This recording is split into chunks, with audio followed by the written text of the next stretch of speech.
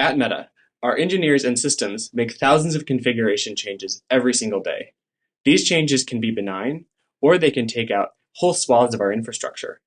If you're on call for our products, taking down the site is a very busy day for you. But one part of the system having trouble is as routine as a Tuesday. It's something that we've planned for. I'm Zach Zundel. I'm a production engineer here at Meta, and today my colleague Joe and I are going to talk about how we limit the blast radius of configuration changes and prevent site-wide outages with data center-wide health checks. Since at least 2014, Meta has distributed all non-code configuration with an in-house system called Configurator. Configurator by default distributes changes instantaneously to every server that's subscribed to a given configuration. Instantaneous distribution is instantaneous outage if the config is bad. Eventually, we built a canary mechanism to allow individual hosts to run an experimental version of a given config, and we use this to make sure that configs are safe before we distribute them across the fleet. Here's how it works. Let's say we have a single configuration change that we'd like to test. We pick a server at random that is subscribed to the config, and we distribute the new version to that server. We would then wait a little while to see if the server is healthy. If it's not, we will not distribute the configuration change any further, and we've just prevented a problem. If it is healthy, that's great. We'll distribute the configuration to all the remaining servers that are interested in that particular file. In this talk, I'm going to describe how we use this system to keep our website online, and then Joe will describe how we generalize that system to keep the entire infrastructure stack online. Unfortunately, things do fall through the gaps, and I'll be able to tell you how we use the configuration safety system to make finding bad configs easier, even if we've let them into production. And Joe will close by describing the opportunities and the work that we have left to do in our change safety system to make our systems reliable for all of our users. Like I said at the beginning of the talk, we make thousands of configuration changes every single day, and ideally we'd like the website to stay online the whole time. In order to be confident in these changes, we had to build a change safety mechanism that we run on every single change that gives us confidence that it's safe to deploy in production. I'll talk more about how that works. Many of the configuration changes that we are making are for product rollouts or other business logic changes, and all of our business logic lives in the web front ends, which are deployed in mostly self-contained clusters that we've since scaled up to regional size. Product teams that work within the web front end can report metrics from their application, and they're automatically aggregated up across the entire fleet, as well as by the deployment cluster. Because we can view the metrics for a single deployment cluster, we have a good idea of the health of the web stack in that cluster. This is critical to building an automatic pre-land canary mechanism, and let's look at how that works. Let's say you have a config that's consumed on all of our web servers. If you want to change this config, what the automatic system will do is pick an individual cluster at random and deploy your new version of the config to that cluster. It will then wait for about 10 minutes and run a series of automated checks on the health metrics that we've defined for that cluster. If those health metrics are telling you a very sad story, let's say likes have dropped to the floor and errors are way up, then you know the config is bad and you can't roll it out any further. On the other hand, if your engagement metrics looks fine, your error rates are still low, then the config is probably good and you can conclude your product rollout. This system has served us very well and prevented quite a few outages on the site, but it does have some limitations that have made it difficult to generalize across our infrastructure. The first is that it's heavily dependent on the metric reporting framework that we have in the web frontends. That system that lets us aggregate metrics both by deployment cluster as well as full region or full fleet. Generalizing that framework to all services at the company is quite tricky. The second problem is that a bad effect can be downstream. If you enable a new feature and it uses a database in a new way, it's possible the web frontend overloads that database. If that happens, the web frontend will fail closed, and it will simply not run the feature again. If other systems depend on that database, though, they may not be able to fail closed, and they will be having a much worse day. For the web tier, it will look like the feature just turned itself off. For everyone else, they've just received an alert on their pager, and they're trying to figure out what's going on. The other issue we have with this system is our business logic was growing more diffuse. For example, Instagram and WhatsApp have different front ends, and even the monolithic web front end is being split into several purpose-based deployments that do different things and are more difficult to monitor than when we had a unified fleet. Joe is going to talk about how we overcame these problems and generalized this system to keep everything online, with regional config validation. Thanks, Zach. I'm Joe Romano, a software engineer at Meta working on our deployment products. In order to protect everything beyond just our web services, we have to test our changes more broadly. To do this, regional config validation is one way that we test config changes at Meta. We run regional config validation during our configuration canary process. And canary is called this because of the phrase canary in the coal mine. This dates back to the days of coal mining, which was risky for one reason due to the noxious gases that could be released in an enclosed mine. The miners would bring a bird, a canary, which is more sensitive to these deadly gases than a human, to give an early signal of danger. And by sacrificing that canary, they could save their lives and get out of the mine before a catastrophe. In regional config validation, we treat one of our many data center regions like that canary, and we use the health of a single data center region as an early warning sign for all of production. We can do this because we have dozens of data center regions, and all of our major products, Facebook, Instagram, WhatsApp, and Messenger, have redundant instances in many regions. So we aim to be able to tolerate a single region down without impacting our product availability. And we leverage that fact in regional config validation by testing a new configuration value in a single region.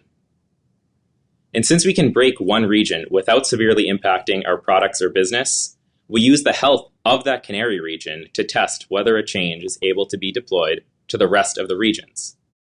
So to recap, in RCV, we limit the blast radius of bad changes by testing a config change on an entire data center region before deploying it everywhere. So let's take a look at the timeline of running our deployment checks on a single config change. The majority of our config changes, over 95% of them, are able to land in under 30 minutes. And to do this, we run two steps of testing. First, we run service-specific health checks, and then we run our regional check. So first, we have a period where we'll check specific metrics on individual services and systems prior to running regional config validation. In an Anton's talk, you'll hear more about the signal that we can get on individual systems and services. We spend about 10 or 20 minutes gathering this signal before moving to the regional phase. Next, we'll run regional config validation for 10 minutes.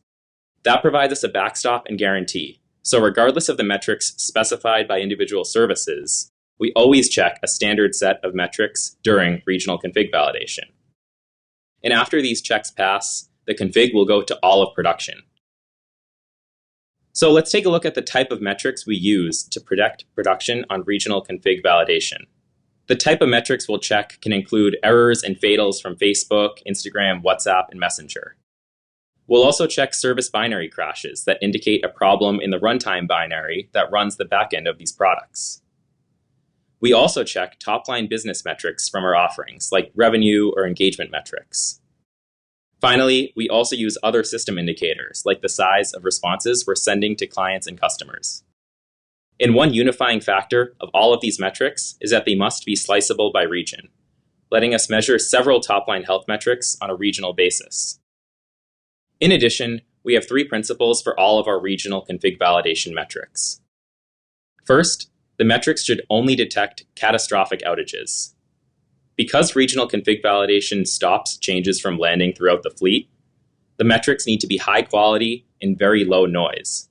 Second, each metric needs constant maintenance.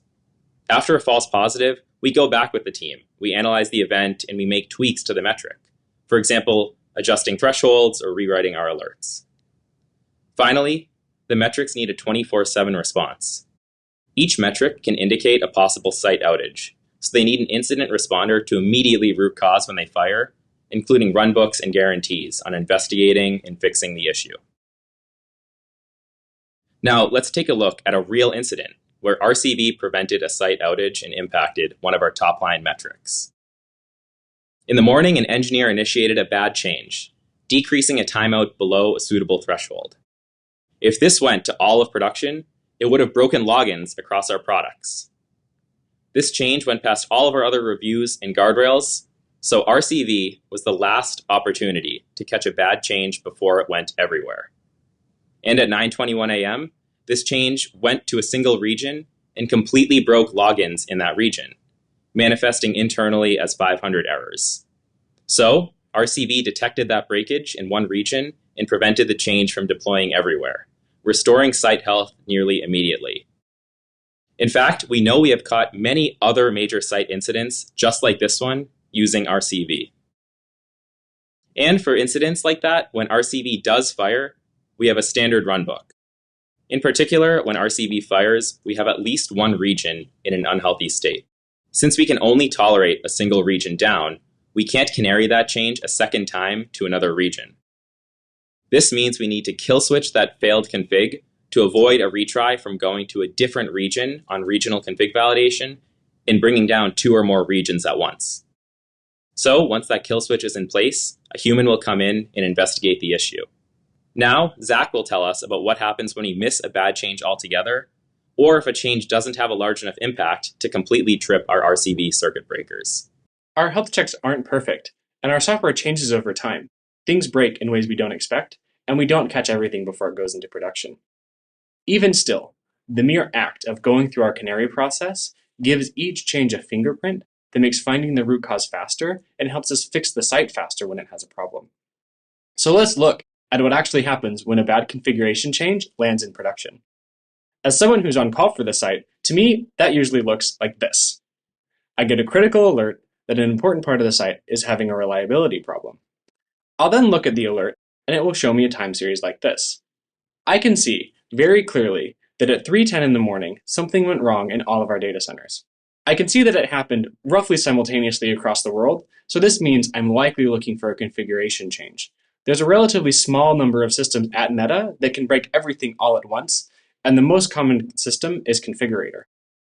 The problem is, if I look at all the configuration changes that happened at 3:10 a.m., that list is likely to be hundreds to thousands of configuration changes long. And sorting through all of these to find the culprit will take me quite a long time. However, there is another hint in this graph that will make finding the change much easier. And that's the omen we see right here. A few minutes before everything went sour, one region had a problem for about 10 minutes and then recovered. If that time duration sounds familiar, it's for good reason.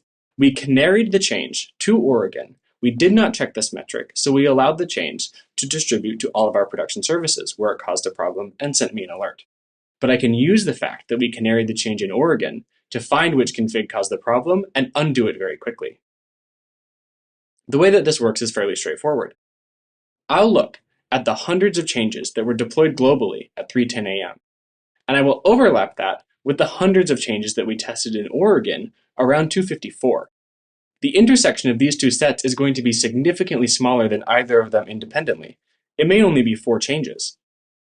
And sorting through 4 changes is significantly easier than sorting through hundreds of changes.